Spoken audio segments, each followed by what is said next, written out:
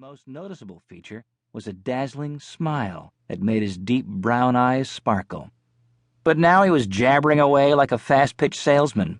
Jamie wondered if it was nerves or relief to be out on his own, in charge. Or maybe, Jamie thought, the guy was simply overjoyed at the prospect of flying. Both men were suited up at last, helmet visors down, life support systems functioning, radio checks completed. Jamie and Trudy walked with them to the airlock hatch.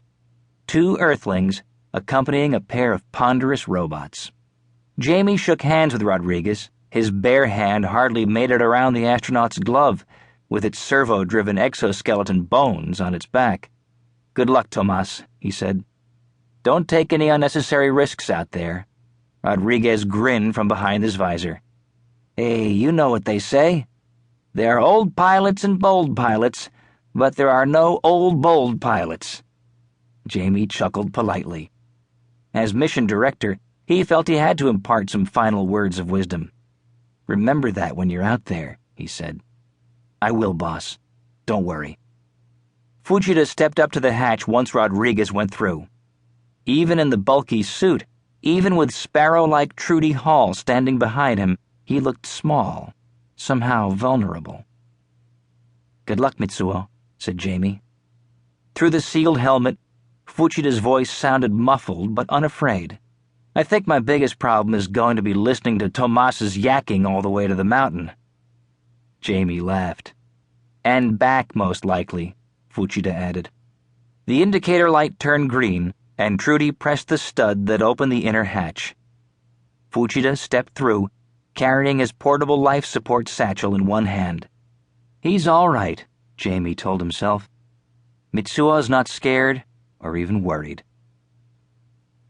Once they had clambered into the plane's side-by-side seats and connected to its internal electrical power and life support systems, both men changed. Rodriguez became all business, no more chattering.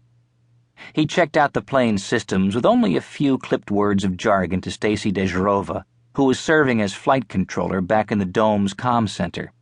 Fujita, for his part, felt his pulse thundering in his ears so loudly he wondered if the suit radio was picking it up. Certainly the medical monitors must be close to the red line. His heart was racing so hard. Like the expedition's remotely piloted soar planes, the rocket plane was built of gossamer-thin plastic skin stretched over a framework of ceramic plastic surplast. To Fujita, it looked like an oversized model airplane made of some kind of kitchen wrap, complete with an odd-looking six-bladed propeller on its nose. But it was big enough to carry two people. Huge compared to the unmanned soar planes. Rodriguez said it was nothing more than a fuel tank with wings. The wings stretched wide, drooping to the ground at their tips. The cockpit was tiny, nothing more than a glass bubble up front. The rocket engines, tucked in where the wing roots joined the fuselage, looked too small to lift the thing off the ground. The plane was designed to use its rocket engines for takeoffs. Then, once at altitude, it would run on the prop. Solar panels painted onto the wing's upper surface would provide the electricity to power the electrical engine. There was too little oxygen in the Martian air to run a jet engine. The rockets were the plane's main muscle, the solar cells, its secondary energy source. Back in the dome, Jamie and the others crowded over Dezhrova's shoulders to watch the takeoff on the comm center's desktop display screen. As an airport, the base left much to be desired. The bulldozed runway ran just short of 2 kilometers in length. There was no taxiway.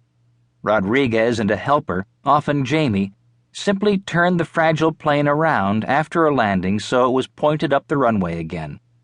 There was no windsock. The atmosphere was so rare that it made scant difference which way the wind was blowing when the plane took off.